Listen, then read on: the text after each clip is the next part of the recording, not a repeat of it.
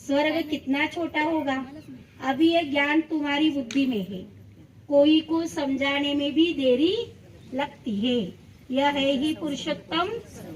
यहाँ कितने ढेर मनुष्य है और वहाँ कितने।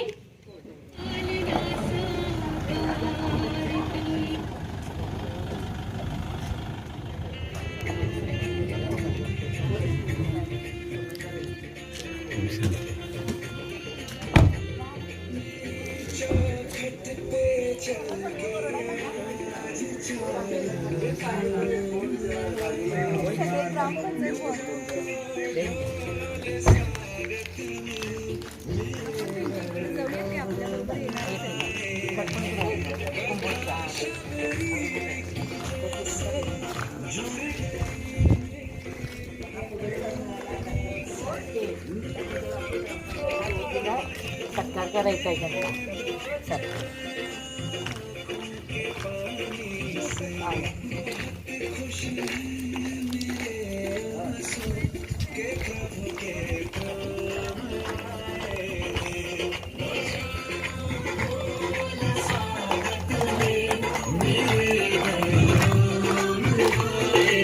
जिस घड़ी का हमें इंतजार था आखिर वो घड़ी आ गई। आदरणीय सुनंदा दीदी जी, मधुबन निवासी आदरणीय राहुल भाई जी और आदरणीय आशा दीदी जी यहाँ पधारे हैं, तो जोरदार करतध्वनि से उनका स्वागत करेंगे। सुस्वागतम सुस्वागतम सुस्वागतम।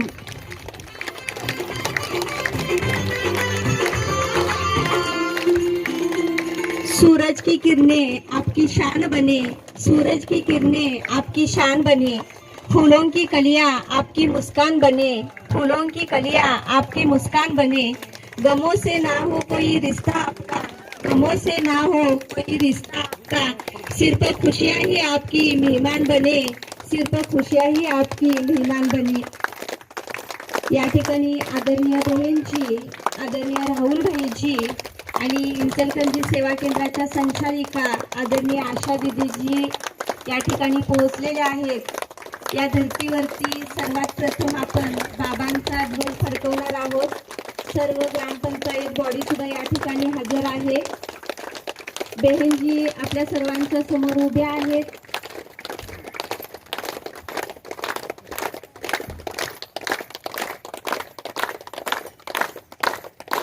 बहिणजी तिलक लावत आहेत। आदरणीय बहिणजींच्या हस्ते आज या धर्तीवरती प्रथम स्वयं भगवानाचा ध्वज फडकवला जाणार आहे। माता आणि माती या शब्दामध्ये फरक आहे वेलांटीचा। एक जन्म देते तर दुसरी कुशीत घेते, एक जन्म देते तर दुसरी कुशीत घेते, अशा या वरती निराकार परमात्म्याचं स्मृती चिन्ह असलेला ध्वज आज आपण फडकवणार आहोत। बघा, हा झेंडा म्हणजे एक साधारण झेंडा नाहीये, हा झेंडा म्हणजे स्वयं परमपिता शिव परमात्म्याचं स्मृती चिन्ह असलेला झेंडा आहे आणि नवीन येणाऱ्या सतयुगी दुनियेचं प्रतीक असणारा हा झेंडा, ज्या झेंड्याखाली सारं विश्व एकत्र आलेलं आहे। तर अशा आज कुंभेश्वराच्या मंदिरापाशी कुंभोज गावामध्ये शुभा नवीन जागेमध्ये आपण आज दुसरा वर्धापन दिवस साजरा करतोय आणि प्रथम आज पहिल्यांदा आपण इथं या भूमीमध्ये, पावन भूमीमध्ये झेंडावंदन करायला लागलेला आहे, जो स्वयं भगवानाचं प्रतीक असलेला झेंडा आहे।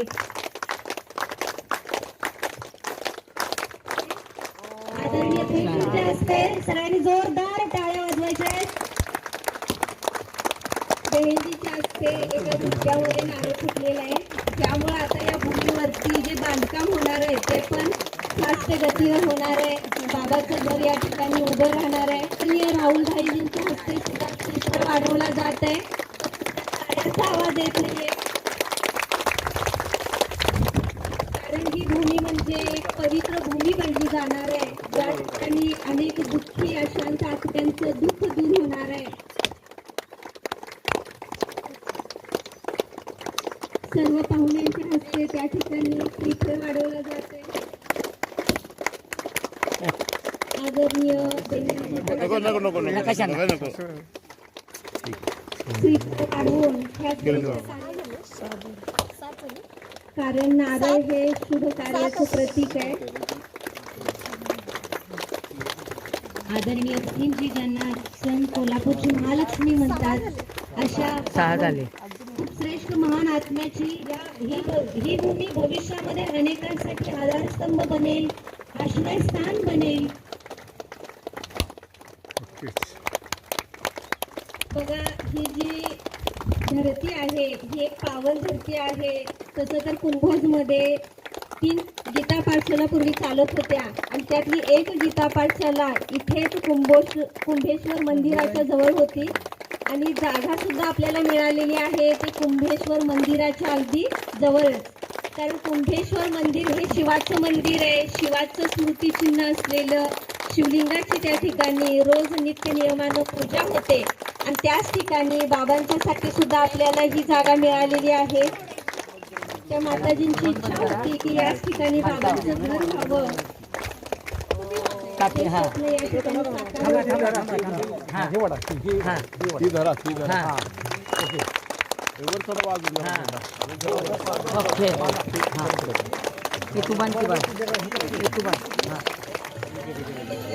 बाबांचा झेंडा किती सुंदर प्रकारे लहरत आहे. सर्वांनी खूप सुंदर पद्धतीने योग करायचंय.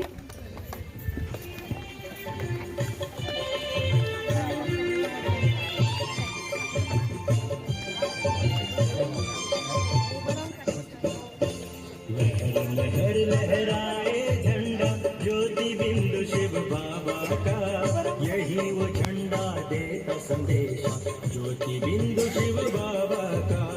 लहर लहर लहराए झंडा ज्योति शिव बाबा का, यही वो झंडा देता संदेश ज्योति बिंदु शिव बाबा का.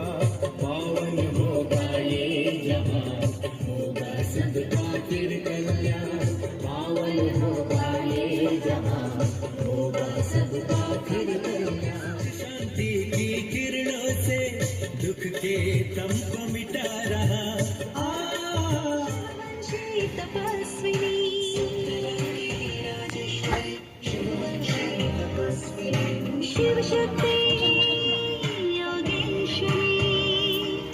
त्यानंतर सर्व ग्रामपंचायत बॉडीच्या तर्फे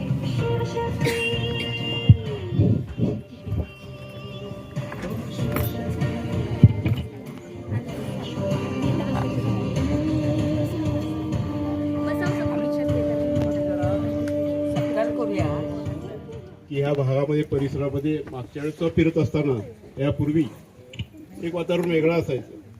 पण आता जे एक वातावरण निर्मिती झाल्या की सर्व अध्यात्मामधले शिवबाबाचा विचार प्रसारित करणारे आणि इतरांना पालन करायला लावणारे अशा सर्व बहिणींचं मी कुंभोज ग्रामपंचायतच्या वतीनं स्वागत करतो. आज या ठिकाणी सुनंदा बहिणजींना एक राष्ट्रीय पारितोषिक मिळालं किंवा सत्कार झाला त्यांचा. खरं तर राष्ट्रपतींच्याकडे एखाद्या व्यक्तीचा ज्यावेळेला आपण बायोडाटा पाठवतो तो सहजासहजी त्याला पुरस्कार मिळतो असं नाही आहे. तिची चौकशी होते खरोखर राष्ट्रपती पदकाला किंवा पुरस्काराला ही व्यक्ती योग्य आहे काय असं समजून ज्या आला असेल बहिणजी त्यासाठी बऱ्याचशा तपश्चर्या आणि तुमचा अध्यात्मातलं प्रयत्न हे उपयोगी पडलेलं आहे. मला अतिशय आनंद वाटतो की तुम्ही आज इथं आपले चरणस्पर्श झाला ह्या भागाला की एखाद्या सामाजिक कार्यकर्त्यांनी किंवा राजकीय कार्यकर्त्यांना राष्ट्रपती पुरस्कार मिळणं हा वेगळा भाग असतोय. पण एका अध्यात्मामध्ये काम करणाऱ्या व्यक्तीला जेव्हा ते उच्च स्थान किंवा अत्युच्च असल्याशिवाय त्याचा पुरस्कार हा मिळत नाही. कारण अध्यात्म हे सगळ्याच ठिकाणी आहे. योग्य दिशेनं प्रचार प्रसार आणि त्याचं मार्ग अवलंबणारी व्यक्ती असल्याशिवाय हा पुरस्कार मिळत नाही. तसंच त्याच्यासोबत आलेले राहुलभाई साहेब यांचंही आम्ही त्याचप्रमाणे आम्ही जास्त वेळ न घेता आज तुम्ही ह्या पुरस्काराचा आम्ही सत्कार आमच्या ग्रामपंचायतीमार्फत आम्ही करत आहोत. आमचा स्वीकार करून घ्यावा आणि इथं होणाऱ्या वास्तूला किंवा जे काही अडचणी असतील त्याला ग्रामपंचायत आम्ही ग्रामस्थ म्हणून आमचं नेहमी सहकार्य राहील. कारण शिवबाबाच्या ह्या होणाऱ्या वास्तूमध्ये नेहमीच शांती हा शब्दच आहे शांती. आणि हा शांती प्रत्येकाच्या जीवनात संसारात घरात दारात प्रत्येकाला आवश्यक आहे.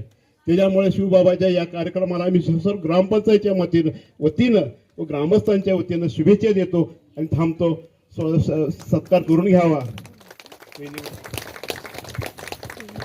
ज्यांच्या यातून कर्तृत्वही उजळून निघाले, ज्यांच्या सर्वस्पर्शी सर्वांगी भावनेतून नेतृत्वही अनुकरणीय झालं, ज्यांच्या सहकार्य वृत्तीच्या चिंबधारात मित्रत्वही नावून निघालं, ज्यांच्या मदाळ वाणीतून वक्तृत्वही सहृदयी श्रवणीय झालं, अशा राष्ट्रपती पुरस्कारांनी सन्मानित आदरणीय बहिणजींचा कुंभोज गावचे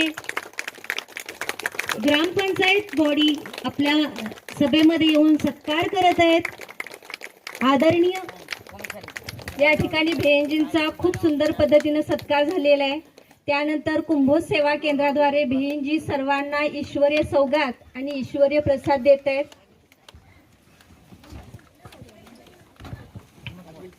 बहिणजींच्या हस्ते सर्वांना आज या ठिकाणी सौगात शांती.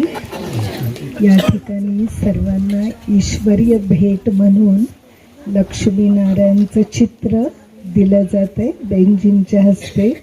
ब्रह्मकुमारी विद्यालयाचं हे लक्ष आहे, मनुष्याला चारित्र्य संपन्न बनवणं. लक्ष दिसायला आमच्यासारखेच आहेत, फक्त त्यांच्यामध्ये आणि आमच्यामध्ये काय फरक आहे तर त्यांच्यामध्ये दैवी गुण आहेत आणि आमच्यामध्ये सुद्धा दैवी आहेत, मात्र आपण त्या दैवी गुणांना विसरलेलो आहोत.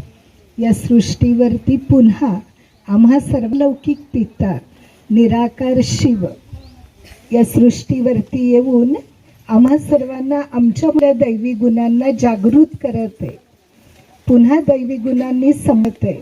आपल्याला माहिती आहे की हे सृष्टीचं चक्र रिपीट होतं. आपण हे पण जाणतो की एकेकाळी या भारतभूमीवरती लक्ष्मीनारायण राधाकृष्ण यांचं राज्य होतं, आज नाहीये. परंतु ईश्वरानं सांगितले की पुन्हा हे चक्र रिपीट होते, पुन्हा देवी देवतांचं राज्य या सृष्टीवरती येत आहे. आणि म्हणून आम्हा सर्वांना गुणांचा सागर, गुणांचा भंडार, गुणांचा स्रोत जो परमात्मा आहे त्याच्याशी बुद्धियोग जोडून लक्ष्मीनारायणसारखं चारित्र्य संपन्न गुणवान बनायचं.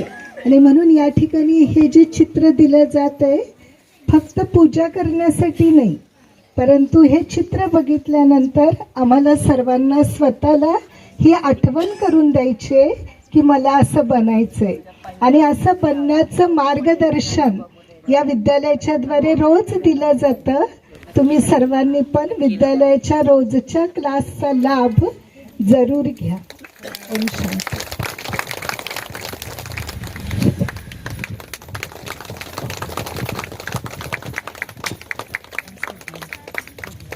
बहिणजींनी आता क्लिअर केलं आपल्याला की जे सौगात दिली जात आहे त्याच्यावरती जे चित्र आहे त्या चित्रामधून सांगितलं गेलेलं आहे की नर ऐसी करनी करे जो नर से नारायण बने और नारी ऐसी करनी करे जो नारी से श्री लक्ष्मी बने. म्हणजे आपल्याला सुद्धा आपल्या जीवनामध्ये सद्गुणांची धारणा करून त्यांच्यासारखं दैवीपद प्राप्त करायचंय.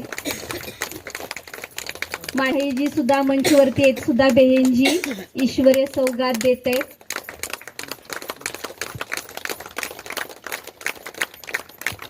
आज ग्रामपंचायत सर्व बॉडी या ठिकाणी आली, वेळात वेळ काढून बहिणींचा त्यांनी सत्कार केला. म्हणून सर्वांच्यासाठीच आज मला म्हणावंसं वाटतं, स्वागत नसे हे फक्त हा तर आहे जिव्हाळा. तुमच्या सर्वांच्या पदस्पर्शाने पावन झाला हा वर्धापन दिनाचा सोहळा, पावन झाला हा वर्धापन दिनाचा सोहळा. खूप खूप धन्यवाद.